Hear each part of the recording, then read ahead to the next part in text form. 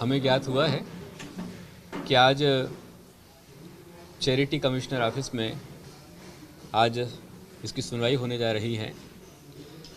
तो मैं charity commissioner के धर्मादाय आयुक्त माननीय अमोघ जी कलोटी जी को आह्वान करना चाहूँगा कि आपके समक्ष पहले बोगस फाइल आई, ऐसी फाइल आई कि जिसमें मंदिर गायब किया गया। उसके आधार पर आपने जो निर्णय दिया है, अभी आपके पास मंदिर प्रकट हो गया है और बहुत सारी गड़बड़ियाँ, अनियमितताएँ आपके समक्ष आई हैं। इन सबको आधार लेकर के आप, क्योंकि आप धर्मादाय आयुक्त हैं, तो धर्म और दान की वस्तु को बेचने किसी का अधिकार नहीं है। इसलिए हम चाहेंगे कि वो धर्म के पक्ष में न्याय करें और धर्म की वस्तु का संरक्षण करें, जैन समाज की भावनाओं को आदर करें। कि हम उनसे आत्मीय आह्वान करते हैं और इसमें उनको अपनी सकारात्मक भूमिका निभा करके पुण्य कमाना चाहिए, पाप कार्य में भागी सहभागी नहीं बनना चाहिए। ऐसा हमारा उनके लिए आत्मीय आह्वान है। सर, ये व्यवहार रद्द झाला पाहिजे का अशी एक सबसे महत्वपूर्ण चीज़ यही है, आज की जो सुनवाई है उसमें सीधा सीधा एक ही निर्णय होना चाहिए कि यह सुनवाई जो डील है कैंसिल होना चाहिए। व्यवहार जो गैर व्यवहार हुआ है वो रद्द होना चाहिए और इतना मजबूत तरीके से होना चाहिए। कोई इस प्रकार का दुस्साहस ना करे, ऐसा पाप ना करे। इस प्रकार का ठोस निर्णय हमेशा हमेशा के लिए समाज को प्राप्त होना चाहिए। ऐसा मेरे आत्मीय आह्वान है। साथ में मैं देख रहा हूँ कि हमारे महाराष्ट्र शासन के मुख्यमंत्री देवेंद्र जी फडणवीस, उनकी भी सकारात्मक भूमिका आनी शुरू हो गई है। कल उन्होंने अपना संदेश दिया है कि हम जैन समाज के साथ में अन्याय नहीं होने देंगे। जब स्वयं हमारे महाराष्ट्र के राजा ही इस मैदान में उतर जाएं, फिर क्या चिंता की बात है। मैं उनसे आह्वान करूंगा फडणवीस जी से कि वह चैरिटी कमिश्नर को भी स्पेशल अपने मार्गदर्शन देवें और धर्म के, समाज के न्याय के पक्ष में ही निर्णय आना चाहिए। ऐसा मेरा आत्मीय उनसे आह्वान है। वो धर्म के साथ हमेशा खड़े हैं, धर्मात्मा के साथ न्याय करते हैं। और एक बात ध्यान रखें कि हम लोग जैन समाज के लोग, कोई यहाँ पर कोई बोल रहा है कि राजकारणी हो रही है, तो यहाँ हम लोगों ने कभी राजकारणी नहीं की है, सीखी नहीं है।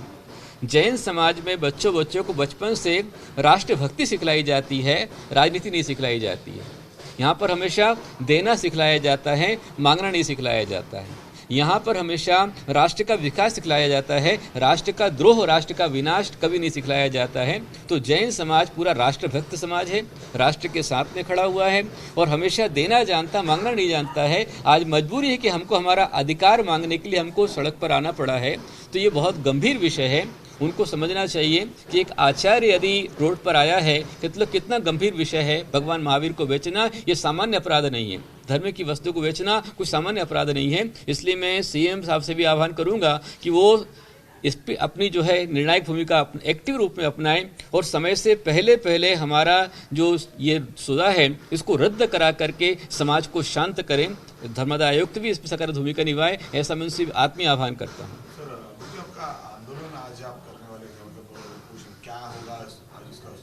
हमारा आंदोलन लगातार चल रहा है। कल इसके लिए ही पूरे देश में अनेक शहरों, नगरों में, गांव प्रांतों में लोगों ने मोर्चे निकाले हैं। भ्रष्टाचार के खिलाफ, अशिक्षा के अन्याय के खिलाफ मोर्चे निकाले गए हैं। और आज पूरे देश में, पूरे नगर शहर में सभी लोग भगवान महावीर स्वामी और अपने भगवान से प्रार्थना करने वाले हैं। उन सभी को आरती करना है, चालीसा करना है, पूजा करना है, मंत्र आराधना करना है, क्योंकि मंत्र की शक्ति बहुत बड़ी होती है। आज यदि हम इस भूमि तक पहुंचे हैं, क्योंकि सबसे पहले ये कंडीशन थी, कभी भी कुछ हो सकता है। सब लोग कहते हैं कि यदि आचार्य श्री आप नहीं आते तो ये पूरा ढह जाता, ऐसा भी हो सकता था। लेकिन आज यदि हम इस लाइन तक पहुंचे, सकारात्मक हुए हैं, तो ये मंत्रों की शक्ति की बहुत बड़ी ताकत है। इसलिए सभी आप अपने अपने घरों पर, शहरों में, मंदिर में भगवान की आरती, चालीसा, मंत्र जाप करें। आज पहला आंदोलन का पहला चरण हमारा ये है। और उसके बाद में यदि हमारे पक्ष में निर्णय नहीं आता है तो कल पूरा देश इसके लिए पुनः अनशन पर बैठने वाला है। सकल समाज इसमें अनशन के लिए उतरने वाले हैं। हमारे अनेक भक्तों ने, यहाँ पर संप्रदायों ने आकर कहा है कि आपके साथ हजारों लोग खड़े हैं, तो बहुत सारे लोग कल जो है सांकेतिक अनशन करने वाले हैं। और उसके बाद में 30-31 तक और हम लोग वेट करेंगे। और उसके बाद भी 31 तक यदि हमारे पक्ष में निर्णय नहीं आता है तो 1 तारीख से जो मैंने कहा है कि 15 दिन का समय दिया है, 17 तारीख को मैंने आह्वान किया था, और 15 दिन जैसे होते हैं, यदि हमारे धर्म के पक्ष में, न्याय के पक्ष में, सत्य के पक्ष में यदि निर्णय नहीं आता है तो मेरा अंतिम जो है वो चालू होने वाला है पक्का, उसमें कोई प्रकार का चेंज नहीं है। आंदोलन हमारा जब तक ये डील कैंसिल नहीं होगी, हमारी संस्था सुरक्षित नहीं होगी, दिगंबर जैन समाज को हस्तगत नहीं की जाएगी, तब तक ये आंदोलन जोरों पर बढ़ता जाएगा, चलता जाएगा, रुकने वाला नहीं है।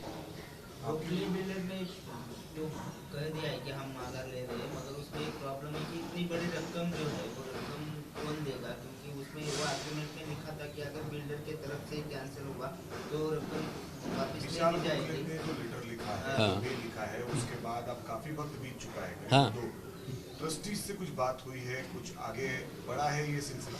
यही तो बड़ी विडंबना है।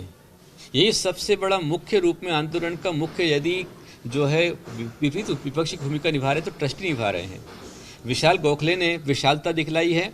मैं ट्रस्टियों को भी आह्वान करूंगा कि आप भी थोड़ा सा धर्म का ज्ञान प्राप्त कीजिए और अपने गुरुओं, अपने पूर्वजों की इज्जत का भान कीजिए, भगवान महावीर स्वामी की ओर देखिए और एक गुरु की वाणी को अपने हृदय में उतारिए कि जैसे विशाल गोखले ने विशालता दिखलाई है और इतना बड़ा निर्णय उन्होंने लिया है, अपनी मित्रता को निभाया है, और मित्र ने, सांसद ने अपने मित्र को सही रास्ता बताया है, दोनों ने अपनी मित्रता निभाई है। आज सीएम हमारे साथ खड़े हैं, चैरिटी कमिश्नर के पास सारी बात जा चुकी है। तो मैं चाहूँगा जो ट्रस्टी हैं, चकोर दोषी, चिराग दोषी, वह भी इस सही रास्ते पर आएँ, गलत रास्ते को छोड़ें और इस डील कैंसर है वो भी आगे बढ़े, स्वयं होकर के जो उनने संपत्ति विशाल गोखले से ली है उसको पुनः उसको लौटा देवे, उसका हक विशाल गोखले को मिलना चाहिए, और ट्रस्टी की संपत्ति यहाँ से गई वापस उसको करें, और धर्म के रास्ते पर यदि आते हैं तो उनका पाप यहीं समाप्त हो सकता है। वरना ध्यान रखें, जब तक तेरे पुण्य का बीता नहीं करार, जब तक तेरे पुण्य का बीता नहीं करार, तब तक तुझको माफ है अवगुण करो हजार। आज तुम अवगुण के रास्ते पर चल रहे हो, जिस दिन कर्म का उदय आएगा तुम कुछ नहीं प्राप्त कर पाओगे, तुम भगवान को बेचने निकले हो, तुम स्वयं बिक जाओगे, तुम्हारा सब कुछ बिक जाएगा। इसलिए मैं कहना चाहूंगा कि मैं कोई आपको अभिशाप नहीं दे रहा हूं, ये जो सत्य है, जिनावाणी के संदेश हैं वो मैं आपको दे रहा हूं। मैं किसी का कभी अहित नहीं सोच सकता हूं, किसी का भला, सबका भलाई मेरे अंदर है। तो मैं चाहूंगा कि आप भलाई के रास्ते पर ट्रस्टी चलें और उसका आधार लेवें। उसी के साथ रविंद्र दंगेकर जो कल यहाँ पर आए थे, उन्होंने आज फिर एक बार ट्वीट किया है, हाँ, जिसमें वो कहते हैं कि जैन कम्युनिटी का जो ये पूरा व्यवहार हुआ है, जो फंड्स अभी फिलहाल ट्रस्ट के पास हैं उसको फ्रीज किया जाए, और उसी के साथ जो ये पैसा है ये ट्रस्ट के लिए ही यूज किया जाए। 230 करोड़ रुपए जो है ये वापस विशाल गोखले को नहीं लौटाते हुए ट्रस्ट की आगे बढ़ने के लिए, कुछ नए डेवलपमेंट के लिए और आगे की भलाई के लिए यूज किया जाए, ऐसे कह रहे हैं। अब इसके अंदर में जो है, देखिए मैं तो इस पक्ष में नहीं हूं कि किसी की संपत्ति को इस तरह से फ्रीज किया जाए, बल्कि सरकार के पास बहुत सारा फंड है और जैन समाज अल्पसंख्यक है, तो अल्पसंख्यक समाज को कैसे डेवलप करना है, गरीब किसानों के बच्चों को कैसे डेवलप करना है, उसके लिए सरकार उसमें आगे बढ़े, उनका सहयोग रहे। परंतु मैं विशाल गोखले की संपत्ति पर अनधिकृत कब्जा करने के पक्ष में बिल्कुल नहीं हूं। यदि उसने विशालता दिखलाई है तो विशाल गोखले के साथ भी किस प्रकार का अन्याय नहीं होना चाहिए। और मुरलीधर अण्णा मोहोळ ने जो कुछ भी कहा किया, मुझे उसका कुछ पता नहीं है, लेकिन यदि उन्होंने सकारात्मक भूमिका हमारे मंदिर को बचाने की भी बनाई है तो हमारे उनके साथ भी हमको उनको मौका देना चाहिए, सुधरने का, संभलने का उनको अवसर देना चाहिए। और ये जो फ्रीज करने की बात है वो अपना राजनीतिक विषय है, मुझे पता नहीं इसका, लेकिन जो संपत्ति गोखले की गई है उसको उसकी वापस की जाए, ट्रस्टी उसको पूरा वापस करे जिम्मेदारी के साथ में, और ट्रस्टी इस भुगतान को करे, ऐसा हम आह्वान करेंगे। और इस पे से सब तरह के संकट निपटने चाहिए। हाँ,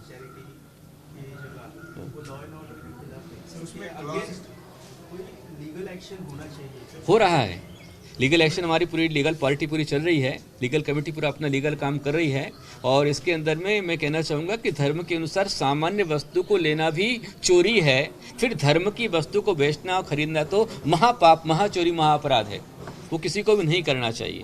सबकी नजर ये हमारे आयोग के डिसीजन पर लगी है जो निकाल आएगा, हाँ, लेकिन उसी वक्त ये डील देखा जाए तो उस डील में एक बहुत इम्पोर्टेंट एक मुद्दा उपस्थित किया गया है। हाँ, इसमें लिखा है कि अगर कोई भी कारण से व्यवहार कुछ होता है या रद्द होता है तो ट्रस्टीज ये पैसा वापस नहीं लौटाएंगे। हाँ। उसमें ऐसा लिखा है, तो उसको वो पॉइंट को, वो मुद्दों को किस तरीके से आप देखते हो? मतलब बड़ा आज पक्ष, मतलब धर्मादाय आयुक्त जो निर्णय देंगे उसका वो एक महत्वाकांक्षी है। देखिए, मेरा ये बोलना है कि सबसे पहली बात तो वो डील ही बोगस है। जिसने की है, ट्रस्टियों ने बेचा है, वो अपराध किया है, उनको बेचने का राइट ही नहीं है और ख़रीदने वाले को ख़रीदने का राइट नहीं है। तो अभी सबसे मुख्य रूप में अपराधी अभी ट्रस्टी है, उनका सबसे बड़ा महादोष है। तो इस सारे नुकसान का भुगतान उनके द्वारा होना चाहिए, हर्जाना उनको पूरा भरना चाहिए। वो सक्षम है, सवाल है, वो पूरा कर सकते हैं उसको, इसलिए उन्हें इसका करके पाप का प्रायश्चित उन्हें करना चाहिए। और चैरिटी कमिश्नर धर्मादाय आयुक्त को मैं पुनः आत्मीय आह्वान करूंगा कि आप अमोघ कलोटी जी, आप अपना अमोघ बाण छोड़िए और एक ही बाण के अंदर में समाज में व्याप्त अशांति को समाप्त कीजिए। ऐसा निर्णय दीजिए कि जिससे आपकी जय जयकार पूरे देश के अंदर हो, पूरा समाज आपके साथ में निगाह देख रहा है, आपकी तरफ प्रतीक्षा कर रहा है कि आप धर्म के पक्ष में निर्णय दें, सत्य के पक्ष में निर्णय दें, न्याय के पक्ष में आप निर्णय दें और अन्याय को सही समाप्त करें। अगर आज निर्णय आपकी तरफ से नहीं आता, हाँ, या कुछ ऐसा होता है, तो हाँ। आगे दिशा कैसी होगी? आंदोलन और तीव्र करेंगे? बहुत हर स्टेप हमारी चल रही है। मैंने अभी भी कहा कि हमारा आंदोलन अभी खत्म नहीं हुआ है और जोरों पर है। आज भी पूरे आंदोलन के लिए पूरे देश में आरती चालीसा मंत्र जाप सभी कर रहे हैं, प्रार्थना कर रहे हैं। कल सभी इसके लिए अनशन करेंगे और 1 तारीख के बाद में बहुत तीव्र रूप के अंदर में उसका जो रूप आएगा उसकी मैं कल्पना नहीं कर सकता हूँ। क्या भयानक परिणाम उसका सामने आएगा 1 तारीख के बाद में दृश्य दिखलाई देगा, उसकी आप कल्पना नहीं कर सकते। मैं तो अनशन में बैठ जाऊंगा, शांति से बैठ जाऊंगा, पर मेरे भक्त कहाँ शांत रहेंगे? वो तो मैं उनको भक्तों को कहूंगा कि आप भी भगवान महावीर के अहिंसा धर्म का पालन करते आप चलेंगे। तोड़ फोड़ महाविनाश हमने सीखा ही नहीं, हमने विकास सीखा है, हमने जोड़ना सीखा है, तोड़ना नहीं सीखा है। तो जो भी हो, सबसे पहले मुख्य भूमिका तो हम चाहेंगे कि सीएम जी जो है सकारात्मक निर्णय है और समाज में विक्षोभ तनाव को समाप्त करें। यदि उनने कर दिया तो ये विषय नौबत ही नहीं आएगी, और यदि नहीं होता है तो ये आंदोलन पूरा विश्वव्यापी आंदोलन के रूप में सामने आएगा। अब देखो, अभी तक उनको मौका मिल रहा है, मैंने कहा ना, अभी उनके थोड़े पुण्योदय में हैं, इसलिए अभी तक उनको टारगेट नहीं किया गया है। लेकिन इसके यदि अभी भी वो सामने नहीं आए तो उसका परिणाम उनको कानून से और धर्म से हर तरह से उनको भुगतना ही पड़ेगा। और उनके ऊपर FIR दर्ज वगैरह की गई है, सारी उन पर किया गया है और बहुत कठोर कार्रवाई उन पर की जाएगी। ABP माझा, उघडा डोळे बघा नीट।